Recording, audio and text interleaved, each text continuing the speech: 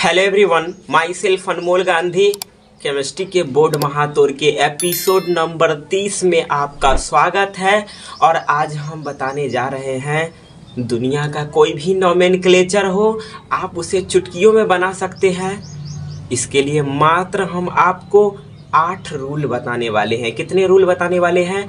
मात्र 8 रूल बताने वाले हैं, वो भी देसी अंदाज में। अगर आप वीडियो को शुरू से लास्ट तक देख लेते हैं सर, तो कोई सा भी खतरों का खिलाड़ी वाला भी IUPAC नेम क्यों ना आए, आप चुटकियों में सॉल्व कर लीजिएगा। तो बिना देरी के शुरू करते हैं और समझते हैं कि आखिर कौन ऐसा 8 रूल है जो आज तक आपको नहीं पता है। तो चलिए बिना देरी के शुरू करते हैं और समझते हैं नोमेनक्लेचर लिखने का रूल क्या होता है। नोमेनक्लेचर मतलब नामाकरण, कि हम केमिस्ट्री में ऑर्गेनिक केमिस्ट्री की बात कर रहे हैं और ऑर्गेनिक केमिस्ट्री में कार्बन की गिनती का नोमेनक्लेचर कैसा होता है। इससे पिछला वीडियो में हमने फंक्शनल ग्रुप का नोमेनक्लेचर सिखाया था।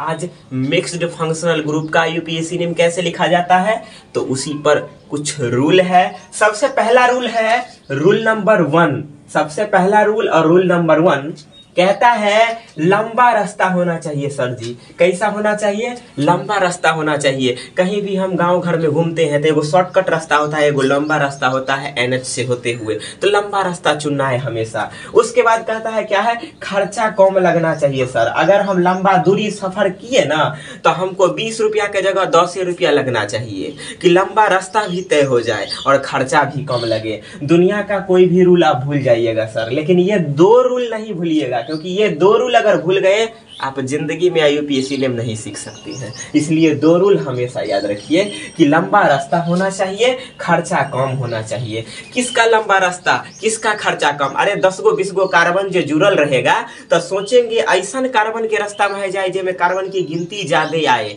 आ ये खर्चा भी कम लगे। समझाएंगे कि खर्चा क्या होता है। उसके बाद है कि कार्बन का काउंटिंग किधर से शुरू करें। माने 3 गो 4 गो फंक्शनल ग्रुप जुड़ल रहेगा तो कार्बन की काउंटिंग किधर से शुरू करेंगे? तो भाई साहब जिधर से सीनियर फंक्शनल ग्रुप हो, जिधर से सीनियर फंक्शनल ग्रुप हो। इससे पिछला वीडियो में मैंने फंक्शनल ग्रुप का सीरीज पढ़ाया था, सीनियर और जूनियर, कैटरीना सलमान वाला। जाइए देख लीजिए। इस वीडियो को देखने के बाद उससे पहले वाला वीडियो देख लीजिएगा। जो आदमी वीडियो देख चुके हैं, तो बिना देरी के शुरू करते हैं, समझते हैं। जिधर से सीनियर फंक्शनल ग्रुप हो जुड़ा हो, उधर से कार्बन की काउंटिंग शुरू करेंगे। जिधर से सीनियर फंक्शनल ग्रुप जुड़ा हो, उधर से कार्बन की काउंटिंग शुरू करेंगे। ठीक है सर, समझ गए सर। लॉन्ग कार्बन चेन, इसी क्या है? कार्बन है। लॉन्ग कार्बन चेन को, लॉन्ग कार्बन चेन को पेरेंट चेन कहा जाता है। पेरेंट चेन कहा जाता है। क्या कहा जाता है? पेरेंट चेन कहा जाता है। नहीं समझे पेरेंट चेन? NH जो रोड जाता है ना, सीधा NH वाला रोड, उसको बोलते हैं पेरेंट चेन, यानी वो बाप हुआ। और ओकर बगल से 3 गो 4 गो जो रास्ता गली मोहल्ला में जाता है, वो छोटका छोटका रास्ता को बोलते हैं वीक चेन, यानी बेटा चेन। तो बड़का जो मेन NH हो गया वो बाप चेन हो गया, लंबा रास्ता हो गया कार्बन का। आ तनी मनी मिथाइल इथाइल जो बच जाता है 1-2 कार्बन वाला, उसको एक परिया रास्ता बोलती है देहाती भाषा में। उसको बोलते हैं सब्स्टिट्यूटेड चेन या वीक चेन बोलते हैं। सब्स्टिट्यूटेड चेन या वीक चेन बोलते हैं किसका? जो कार्बन बच जाता है उ वाला का। ठीक है सर। IUPAC नेमिंग हम जब करेंगे सर, मतलब IUPAC नेम जो हम लिखते हैं ना, IUPAC नेम जो हम लिखते हैं ना, उसमें वीक चैन वाले कार्बन का नाम हम पहले लिखेंगे। एक पहिया रास्ता वाला है, वो छोट मोट गांव जो आता है ओकर नाम पहले, NH तो राष्ट्रीय मार्ग ओकरा बाद में लिखते हैं। NH तो बड़ा सा मार्ग है, उसको बाद में लिखते हैं। क्या याद रहेगा सर? लंबा रास्ता होना चाहिए, खर्चा कम होना चाहिए। जिधर से सीनियर फंक्शनल ग्रुप जुड़ा हो, कार्बन की काउंटिंग उधर से ही शुरू करेंगे। लॉन्ग कार्बन चेन को पेरेंट चेन बोलते हैं। वीक कार्बन चेन जो कार्बन बच जाता है उसको वीक कार्बन का चेन बोलते हैं। IUPAC नेम जब लिखेंगे ना सर, तब वीक कार्बन के नाम पहले लिखेंगे, वीक वाले का नाम। ठीक है सर, समझ गए सर। इसके बाद 2 गो रूल और क्या है सर? सर यहीं पर लिख देते हैं, आगे नहीं जाना है। कि रूल नंबर 7, 2 गो रूल नंबर 7। रूल नंबर 7 कहता है कि अगर IUPAC नेम लिखते समय इंग्लिश के बीच कुछ नहीं कुछ नहीं, कोई भी सिंबल नहीं। लेकिन इंग्लिश और मैथ के बीच सर, इंग्लिश और मैथ के बीच माइनस का चिन्ह यानी हाइफन का चिन्ह लगता है। जैसे दू और कोई नाम लिखेंगे तो ऐसे लिखेंगे, उस प्रकार सर मैथ और मैथ के बीच कॉमा लगता है। जैसे दू कॉमा दू। क्या है? 7वां रूल कहता है कि सर इंग्लिश के बीच कुछ नहीं, तन को स्पेस नहीं रहना चाहिए। इंग्लिश और मैथ के बीच IUPAC नाम में इंग्लिश और मैथ आएगा, और बीच हाइफन रहना चाहिए। तो जैसे 2ME मिथाइल। उसके बाद मैथ के बीच कॉमा रहना चाहिए। तो ये 7वां रूल हो गया, ये 8वां रूल हो गया, ये 9वां रूल हो गया। मोटा मोटी मानिए सर तो ये दोनों को एक ही रूल में कन्वर्ट करते हैं तो 8 रूल हो गया। यही ऑल अबाउट पूरे नोमेनक्लेचर का रूल है। और समझते हैं कि आखिर ये weak chain, long chain, parent chain, ये सब क्या है जो अभी हम पढ़े हैं, ये सब क्या है इसी वीडियो में बताएंगे, इंतजार कीजिए। इसी बात को ना हम लिख दिए हैं जो आपको यहाँ पर रूल 7 समझाए थे। रूल 7 वही कहता था कि इंग्लिश और मैथ के बीच, इंग्लिश मैथ के बीच ना हाइफन यूज होगा। ये मैथ है, इंग्लिश है, हाइफन यूज हुआ। ठीक है सर। मैथ के बीच ना कॉमा का यूज होता है, मैथ के बीच ना कॉमा का यूज होता है। लेकिन इंग्लिश जहाँ रहे तो वहाँ स्पेस नहीं रहना चाहिए। समझाते हैं स्पेस क्या होता है। मैथ है, देखिए मैथ और मैथ है तो कॉमा का यूज किए, दू मैथ है। मैथ इंग्लिश आया था, हाइफन का यूज किए। वहां पर देखिए डाइमिथाइल प्रोपेन, मेरा मन था डाइमिथाइल लिख देते, एक था प्रोपेन हटा करके, गलती हो जाएगा जी। स्पेस नहीं रहना चाहिए, इंग्लिश के बीच स्पेस नहीं रहना चाहिए, यही रूल है। इसके अलावा कोई रूल नहीं आता है। 2-3 गो एडवांस रूल है, आगे हम बता देंगे। खतरों का खिलाड़ी वाला भी IUPAC नेम आज के बाद, अगर आप वीडियो लास्ट तक देखे हैं, अगर आप वीडियो लास्ट तक देखे हैं तो आज के बाद भूल जाइए कि कोई भी IUPAC नेम आपसे नहीं बनेगा। आपका नाम सुनकर थर थर कांपेगा IUPAC नेम। तो समझते हैं कि आपको बताए थे लंबा रास्ता, खर्चा कम, पेरेंट चैन, सब्स्टिट्यूटेड चैन, जिनमें से सीनियर फंक्शन ग्रुप होगा उनमें से गिनती शुरू करेंगे।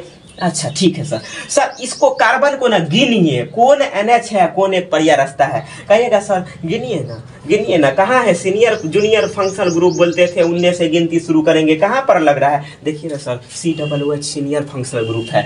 ये अल्काइल है CH3 अल्काइल फंक्शनल ग्रुप, याद है 2 गुना से 1 ज्यादा हाइड्रोजन की संख्या है। यहाँ पर 1 कार्बन है, 1 दूना 2 1 3 है, आ गया ना।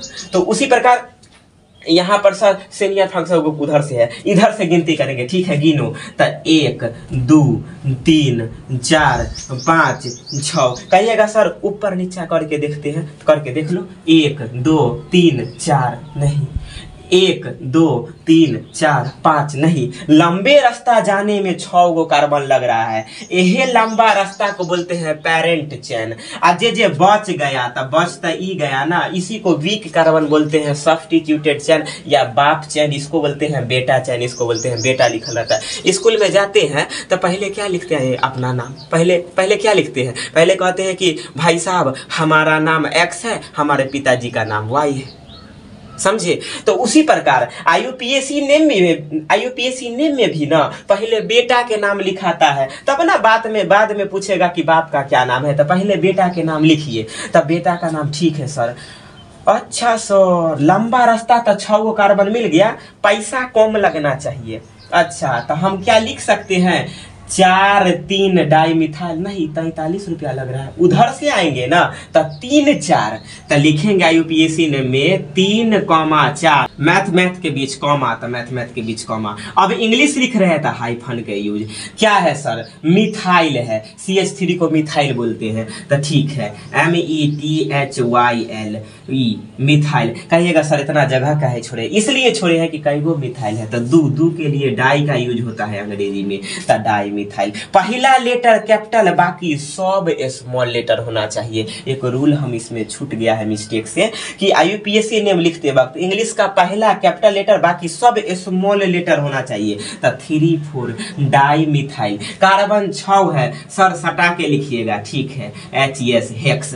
सिंगल बॉन्ड है तो ANE, तो ANE लिख दिए सर। सिंगल बॉन्ड है ANE। सर COOH को कार्बोजाइलिक एसिड बोलते हैं, सीनियर नेम। अभी तो ये अकेले है, सीनियर हो गया क्योंकि इस अल्काइल के सामने तो यही सीनियर है ना। तो सर ओइक एसिड लगता है। क्या लगता है? तो ठीक है सर, कितना पर है? तो माइनस। माइनस क्यों लिखे सर? क्योंकि इसके बाद गणित लिख रहे हैं। 1 पर, 1 यानी पहला कार्बन पर, 1 पर oic acid, OIC, oic acid, oic acid. कहिएगा सर लिखने आ गया, बड़ा मजा से लिखे हैं। सर एक लिखना जरूरी है क्या? हम एक लिखना इसलिए सिखा दिए हैं, क्या पता 2 पर आए तो 2 लिखते। लोग कहते आदमी 1 पर नहीं लिखता है, ताइयो सही है, क्योंकि लिख देता कोई आदमी 3,4 di METHYLE methyl HEX hex AN, और ई तक कट जाएगा क्योंकि यहाँ पर 1 नहीं लिखेंगे तो इंग्लिश वॉवेल का 2 गो कट जाता है, तो पहला कट जाएगा तो OIC, ओइक एसिड,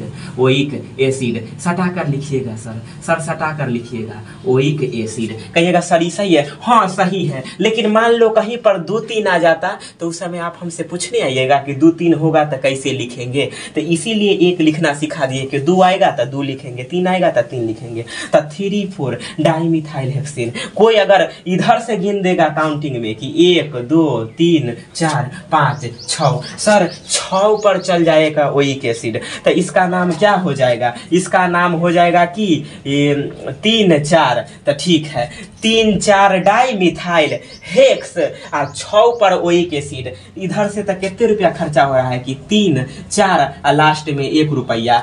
ऐसे अगर कोई जाएगा तो लिखेगा 3-4 और लास्ट में 6 रुपया, तो 346 रुपया खर्चा हो रहा है। इधर 341 रुपया खर्चा हो रहा है। यही कहानी है कि लंबा रास्ता, खर्चा कम लगे। जो सब्स्टिट्यूटेड चैन है उसका नाम पहले लिखाता है, पेरेंट चैन का नाम बाद में लिखाता है। मैथ के बीच कॉमा, मैथ इंग्लिश के बीच हाइफन, और इंग्लिश के बीच स्पेस नहीं रहना चाहिए। और दूसरी बात, लास्ट रूल, सबसे खतरनाक रूल, कि जब भी IUPAC नेम लिखेंगे ना सर, पहला लेटर अंग्रेजी का कैपिटल होना चाहिए, बाकी सब स्मॉल होना चाहिए। पहला अंग्रेजी का लेटर कैपिटल होना चाहिए, बाकी सब स्मॉल होना चाहिए। यही ऑल अबाउट पूरा नोमेनक्लेचर का रूल है। 8 रूल की बात किए थे, लास्ट में एक नया रूल आया है, 9 रूल, टोटल 9 रूल है। जिसने भी ये वीडियो को अंत तक देखा है, मैं गारंटी ले सकता हूँ कि आपको किसी और वीडियो पर आंख जलाने की ज़रूरत नहीं होगी, टाइम बर्बाद करने की ज़रूरत नहीं होगी। आप जाइए, कोई सा भी बुक उठाइए और नोमेनक्लेचर बनाना स्टार्ट कर दीजिए सर। इसके बाद नोमेनक्लेचर का पहला पार्ट लाऊंगा, जिसमें सीनियर जूनियर फंक्शनल ग्रुप बहुत सारे क्वेश्चन सॉल्व करेंगे। तो मिलते हैं आपसे नेक्स्ट वीडियो में, तब तक के लिए जय हिंद।